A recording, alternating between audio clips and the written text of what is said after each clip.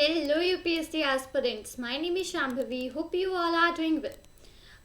So हम लोग chapter number 8 को स्टडी कर रहे थे, that is from class 6 history and from NCERT. जिस चैप्टर का नाम है vital villages thriving towns, right. तो इस चैप्टर को हम लोगों ने पूरा अच्छे से काफ़ी स्टडी करा था, हमने इसकी समरी को भी देखा था. तो आज हम लोग यहाँ पे इस रिस्पेक्टिव चैप्टर का एल्सवेयर पार्ट पढ़ेंगे और एल्सवेयर के बाद हम लोग इसके एक्सरसाइजेस को भी आज सॉल्व करेंगे. ठीक है, सबसे पहले मैं यहाँ पे एल्सवेयर को एक बार डिस्कस करती हूँ, उसके बाद हम लोग एक्सरसाइजेस पे आगे मूव ऑन करेंगे. Right, elsewhere. This is one of the oldest cities in Europe and developed around the same time as the cities in the Ganga Valley. अब यहाँ पे ये जो आप नीचे पिक्चर देख रहे हो, that is an eddy aqueduct. ठीक है, an aqueduct. अब ये जो प्लेस है, ये जो सिटी है यहाँ पे, ये सबसे पुरानी सिटी है यूरोप में. ठीक है, और इसको उसी टाइम पे डेवलप किया गया था जब गंगा वैलीज को डेवलप किया गया था. Developed around the same time as the cities in the Ganga valley. जब गंगा वैली में सिटीज़ डेवलप हो रही थी तो उसी सेम टाइम पे इस रिस्पेक्टिव सिटी को भी डेवलप किया गया था. Rome was the capital of one of the largest empires. अब जो रोम जो था वो कैपिटल था, सबसे बड़े एम्पायर्स का वो एक कैपिटल था.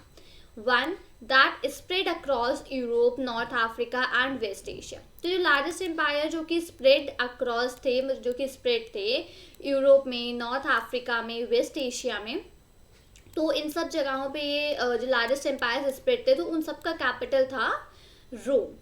Augustus, one of the most important emperors who ruled about 2000 years ago, Augustus एक बहुत ही इम्पॉर्टेंट एम्परर थे. ठीक है, जिन्होंने 2000 साल पहले तक रूल किया. said that he found Rome a city of brick. उन्होंने कहा कि उनको रोम जो सिटी है वो एक सिटी ऑफ ब्रिक मतलब कि ईंटें, राइट. तो सिटी ऑफ ब्रिक लगती है and made it into a city of marble. उन्होंने जब रोम को फाइंड किया था तो वो एक सिटी ऑफ ब्रिक थी और उन्होंने रोम को सिटी ऑफ मार्बल में बना दिया, सिटी ऑफ मार्बल में कन्वर्ट कर दिया. ठीक है, सिटी ऑफ ब्रिक से सिटी ऑफ मार्बल में कन्वर्ट कर दिया. He and later rulers built temples and palaces. उन्होंने और जो बाद में जो रूलर्स आए यहाँ पे, उन्होंने टेम्पल्स, पैलेसेस, इन सब चीज़ों को वहाँ रोम में बना दिया. They also built huge amphitheaters, open arenas surrounded by tiers of seats. अब उन्होंने क्या किया, उन्होंने बहुत बड़े बड़े एम्फीथिएटर्स भी बना दिए. ठीक है, एम्फीथिएटर्स मतलब एक ओपन एरिया था जो जिसमें कि चारों तरफ से सीट्स वगैरह लगी हुई थी. ठीक है, जहाँ पे जो सिटीजन्स थे वो अलग अलग तरीके के बैठ के शोज देखते थे. ठीक है, वो अलग अलग तरीके के वहाँ पे बैठ के शोज देखा करते थे और वहाँ पे पब्लिक बात भी होती थी. मेन की अलग सेपरेट टाइमिंग होती थी और वुमेन्स की बात के लिए अलग सेपरेट टाइमिंग होती थी. तो उन सब चीज़ों के लिए इन्होंने यहाँ पे एम्फी थिएटर्स भी बिल्ट आउट करे थे. Where people met and relaxed. और वहीं जो एम्फी थिएटर्स थे वहीं पे लोग मिलते थे और रिलैक्स करते थे. तो क्या क्या चीज़ें थी उन एम्फी थिएटर्स में? सबसे पहले वो एक ओपन एरिया था जो कि सराउंडेड था, जो कि कवर्ड था बहुत सारी सीट से, जहाँ पे जो सिटीजन्स थे वो हर तरीके के शोज देख सकते थे. पब्लिक बात का सिस्टम था वहाँ पे और जहाँ पे पीपल मिलते थे और रिलैक्स करते थे. Huge aqueducts, channels to supply water were built to bring water to the city from the baths, fountains and toilets. अब वहाँ पे बहुत बड़े बड़े एक्वेडक्ट्स, अच्छा ये एक्वेडक्ट्स इसकी यहाँ पे बात हो रही है. ठीक है, ये जो पिक्चर है, तो बड़े बड़े एक्वेडक्ट्स जो थे उनको बनाया गया था वो वाटर के सप्लाई के लिए, चैनल्स थे वाटर की सप्लाई के लिए, और जहाँ से वो मतलब उनको इसलिए बनाया गया था ताकि वो सिटी में वाटर ला सके. ठीक है, फाउंटेन्स के लिए, बाथ के लिए और इन सब चीज़ों के लिए वाटर को ला सके. ठीक है, तो यहाँ पे हम लोगों ने एक शॉर्ट सा आइडिया लिया था रोम के बारे में. ठीक है, राइट. अब मूव करते हैं हम लोग यहाँ पर एक्सरसाइजेस की तरफ. तो यहाँ पे हम लोगों ने पूरे चैप्टर को काफ़ी डिटेल में पढ़ा था. ठीक है, जो जो इम्पोर्टेंट पॉइंट्स थे मैंने आपको सारे के सारे पॉइंट्स हाईलाइट भी कराए थे और मैंने आपको सजेशन भी दिया था कि आप इनको नोट्स में लिख लो क्योंकि काफ़ी काम आएगा. तो उसी से हम लोग सबसे पहले स्टार्ट करते हैं यहाँ पे फिल इन द ब्लैंक्स. ठीक है, सबसे पहले फिल इन द ब्लैंक्स को स्टार्ट करते हैं. So first one is dash was a word used for large land owners in Tamil. अब तमिल में जो लार्ज लैंड ओनर्स होते थे, जो बड़े लैंड ओनर्स होते थे, उनके लिए क्या टर्म यूज करते थे। अब अगर आपने ढंग से पढ़ा होगा तो आपको याद होगा, वरना आप एक बार वापस से जाके उसको पढ़ के देखो। तो इसका फर्स्ट का आंसर है वेल्लालर। ठीक है, मैंने आपको बताया था जो वेल्लालर एक ऐसा वर्ड था जो कि तमिल में जो लार्ज लैंड ओनर्स थे उनके लिए यूज होता था। याद है मैंने आपको सदर्न पार्ट और नदर्न पार्ट दो चीज़ें एक्सप्लेन करी थी, राइट। मैंने नॉर्थ अलग से एक्सप्लेन किया था, साउथ अलग से एक्सप्लेन किया था। तो यहाँ पे साउथ की बात हो रही है क्योंकि तमिल डाउन साइड है और डाउन साइड होता है साउथ। तो साउथ में जो टर्म यूज होता था लार्ज लैंड ओनर्स के लिए वो था वेल्लालर। ठीक है, next, the gram Bhojak often got his land cultivated by the. अब जो ग्राम भोजक होते थे वो अपना लैंड किससे कल्टिवेट करवाते थे, ठीक है, कौन लोग होते थे। तो they were the people who were, यहाँ पे लिखती हूँ मैं एक बार, slaves and workers, slaves and workers। तो जो ग्राम भोजक, अच्छा ग्राम भोजक टर्म कहाँ यूज होता था, ये होता था नदन पार्ट में यूज, राइट।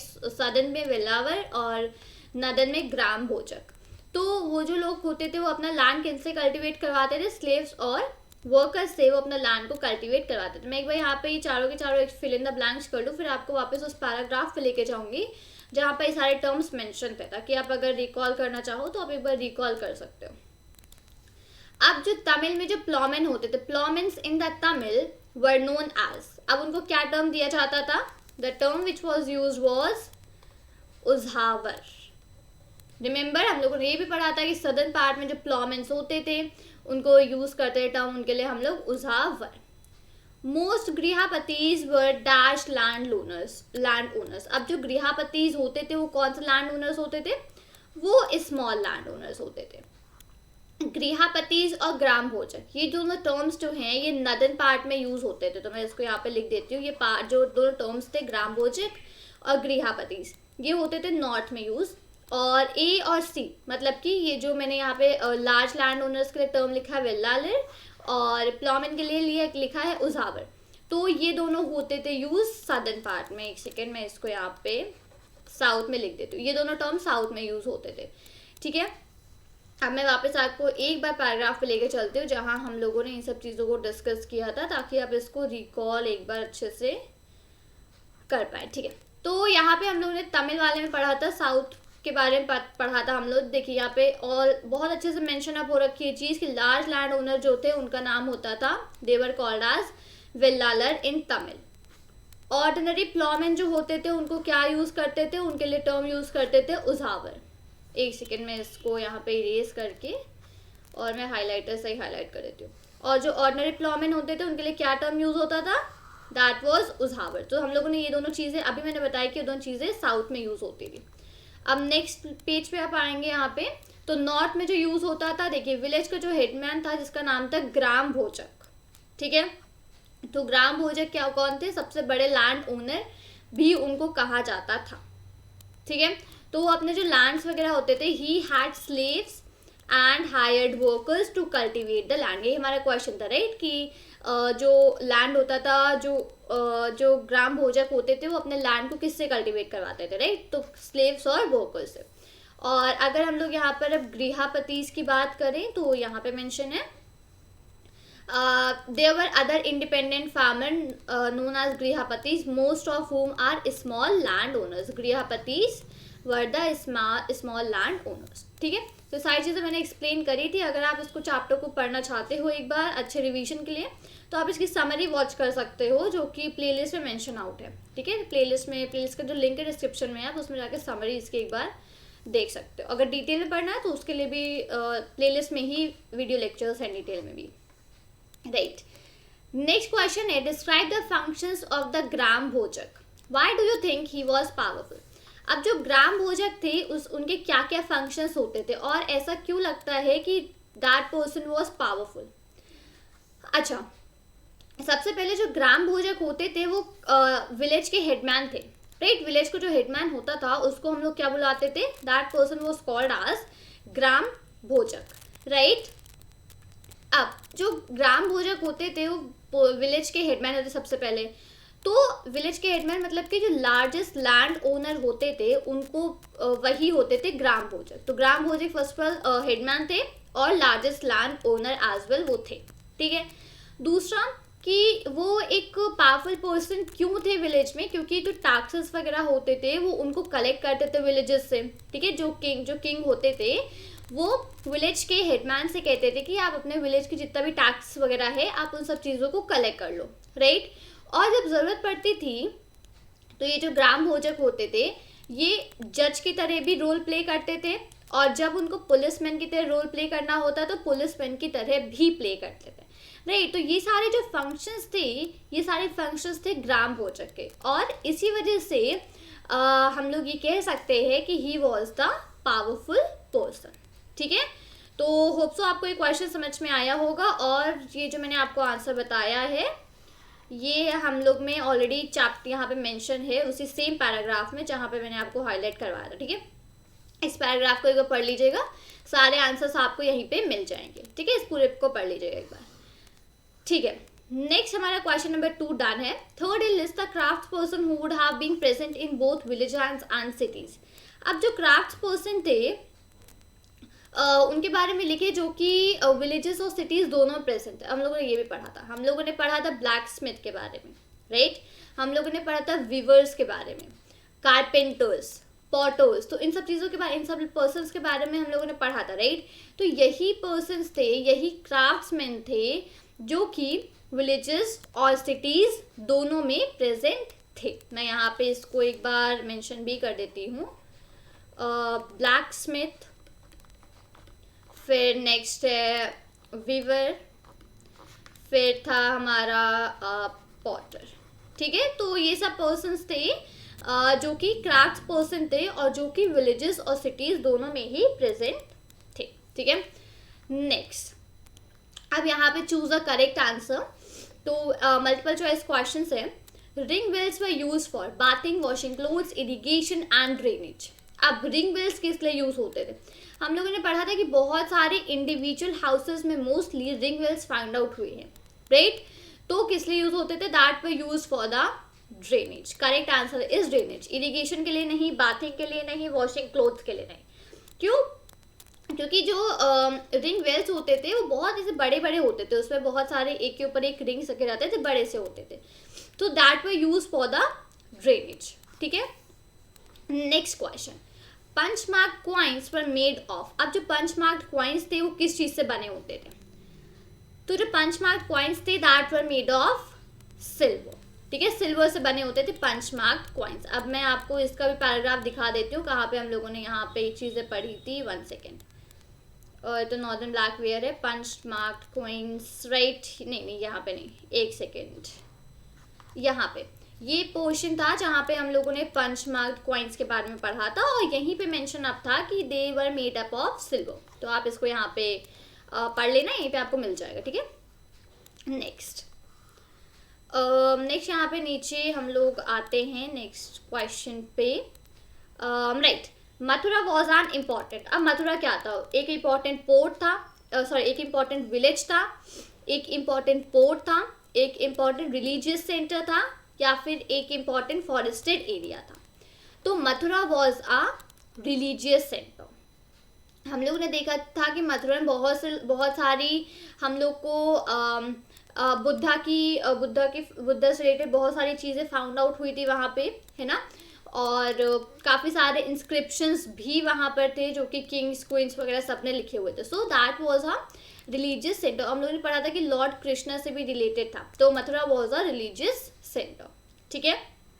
नेक्स्ट, अब यहाँ पे शेरेंस वर एसोसिएटेड ऑफ। अभी जो श्रेणीज थे वो किसकी एसोसिएशन थी? एक्चुअली हम लोगों ने पढ़ा था कि एक एसोसिएशन बनाई गई थी जिसमें कि कोई भी पार्ट ले सकता था, और फिर जो भी प्रॉब्लम्स होती थी वहाँ बैठ के डिस्कस होती थी, और वर्क करके जो टैक्सेस वगैरह होते थे, तो मतलब जो बड़े किंग्स और क्वींस या जो बड़े पर्सन्स होते थे वो उसको एज अ बैंक ट्रीट करते थे, राइट। तो बैंक पे वो अपना जो भी मनी वगैरह होता था वो एज अ वहाँ पे सबमिट करते थे। तो फिर उसके बाद उनको वो पूरा इंटरेस्ट के साथ मिलता था, तो वो इंटरेस्ट अगर वो चाहते तो ले जाते थे अपने साथ, नहीं तो फिर जो मोनास्ट्रीज वगैरह थी वो इंटरेस्ट उसमें जो मनी इंटरेस्ट का होता था वो उस पर डिस्ट्रीब्यूट हो जाता था, राइट। तो ये एसोसिएशन किसने फॉर्म करी थी? Rulers, craftspersons, farmers, herders. तो ये एसोसिएशन फाइंड करी थी, बनाई थी क्राफ्ट्स पर्सन्स ने। तो यहाँ पे ये चीज़ भी ऊपर मेंशन थी, यहीं पे कहीं पे होगी, right. Many craftspersons and merchants now formed associations known as श्रेणीज, ठीक है, श्रेणीज। तो क्राफ्ट्स पर्सन और मर्चेंट्स ने मिलकर बनाई थी, तो crafts person as a option है, तो हम लोग इसी को मार्क करेंगे, ठीक है, राइट। अब यहाँ पे एक बार इंपॉर्टेंट डेट्स जो है इनको पढ़ लेते हैं, फिर लेट्स डिस्कस पे आएंगे। So beginning of the use of iron in the subcontinent, ये हुआ था 3000 ईयर्स पहले। Increase in the use of iron cities, punch marked coins. तो आयरन सिटीज और पंच मार्क कॉइन्स का यूज स्टार्ट हुआ था ज़्यादातर 2500 ईयर्स पहले, ठीक है। और संगम लिटरेचर का जो कॉम्पोजिशन था उसकी स्टार्टिंग हुई थी 2300 ईयर्स पहले। और जो अरिका मीदू में जो सेटलमेंट था वो था बिटवीन 2200 एंड 1900 ईयर्स अगो, ठीक है, राइट।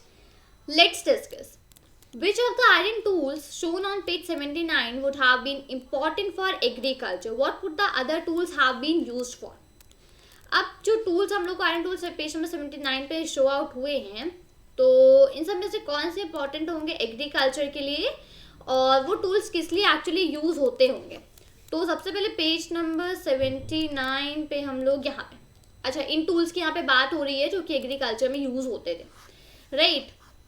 अब ये टूल्स किस लिए यूज होते थे इनको हम लोग यहाँ पे समझते हैं। तो ये जो टूल्स है जो पेज नंबर 79 पे हम लोग को शो हो रखे हैं, सबसे पहला है टोंग, दूसरा है एक्सेस और तीसरा है सिकल। मैं लिख देती हूँ इसको। सबसे पहला है हमारा यहाँ पे 1 सेकेंड, इट इज टोंग, ठीक है, सेकेंड वन इज एक्सेस और थर्ड वन इज सिकल, ठीक है। हो सकता है सिकल की स्पेलिंग रॉन्ग हो सकती है, but that's fine enough. That is SICKL, ठीक है, राइट। अब ये जो तीन यहाँ पे टूल्स थे जो कि यूज होते थे एग्रीकल्चर में, इनका क्या यूज था? तो जो सिकल थी मे बी वो एग्रीकल्चर के लिए यूज होती होगी, ठीक है, मतलब ये सिकल एग्रीकल्चर के लिए यहाँ पर यूज होती होगी।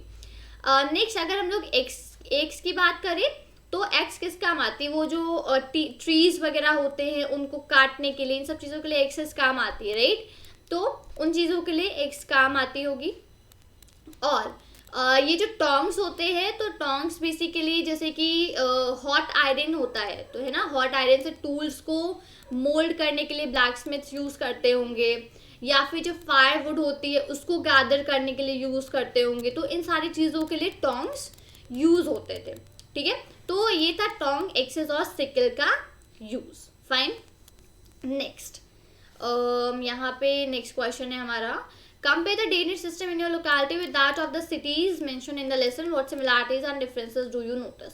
अब जो ड्रेनेज सिस्टम आपकी लोकेलिटी में होता है उससे जो सिटीज में जो मतलब उसको कंपेयर करना है आपको और सिटीज से, और क्या क्या सिमिलरिटी और डिफरेंसेस आप वहाँ पे नोटिस करते हो, ठीक है। जो यहाँ पे सिटीज में ड्रेनेज सिस्टम मेंशन है उससे अपनी लोकेलिटी का ड्रेनेज सिस्टम को कंपेयर करें और क्या क्या सिमिलरिटीज और डिफरेंसेस फाइंड आउट होते हैं उनको डिस्कस करें। अब जो अच्छा आजकल के जो ड्रेनेज सिस्टम्स होते हैं वो काफ़ी टेक्नोलॉजी से मतलब टेक्नोलॉजिकल होते हैं, राइट, टेक्नोलॉजी बेस्ड होते हैं पूरे के पूरे ड्रेनेज सिस्टम्स।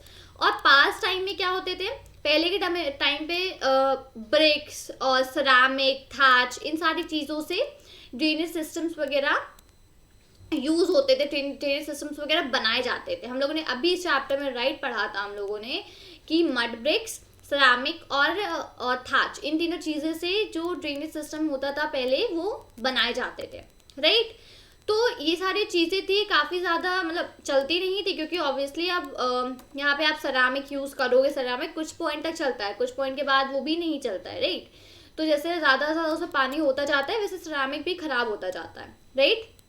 तो यही मेन डिफरेंस है यहाँ पे कि आजकल के जो मतलब ड्रेनेज सिस्टम्स वगैरह हैं वो काफ़ी मतलब मेटल्स वगैरह यूज़ होते हैं उनको बनाने के लिए, और जो पहले होते थे पहले ऐसे ही मड ब्रिक्स और सरामिक इन सब चीज़ों से ड्रेनेज सिस्टम बना दिए जाते थे। तो पहले के टाइम के ज़्यादा ड्यूरेबल नहीं होते थे, ज़्यादा चलते नहीं थे, बट आजकल मेटल वगैरह से होते हैं, एडवांस टेक्नोलॉजी हो गई है, तो दे आर एग्जिस्ट, मतलब वो एग्जिस्ट करते हैं, वो रुकते हैं, राइट। ग्रेट। तो यहाँ पे होती है इस चैप्टर की एक्सरसाइजेस यहाँ पे कंप्लीट फिनिश अप। तो आज हम लोगों ने यहाँ पे इस चैप्टर के फर्स्ट ऑफ ऑल एल्सवेयर के बारे में पढ़ा, और फिर नेक्स्ट हम लोगों ने यहाँ पर इसके एक्सरसाइजेस को भी सॉल्व आउट किया, राइट। तो उम्मीद करती हूँ कि आपने एक्सरसाइजेस को मेरे साथ सॉल्व किया होगा यहाँ पर, और अगर नहीं किया है तो अब आप उसको सॉल्व कर सकते हो।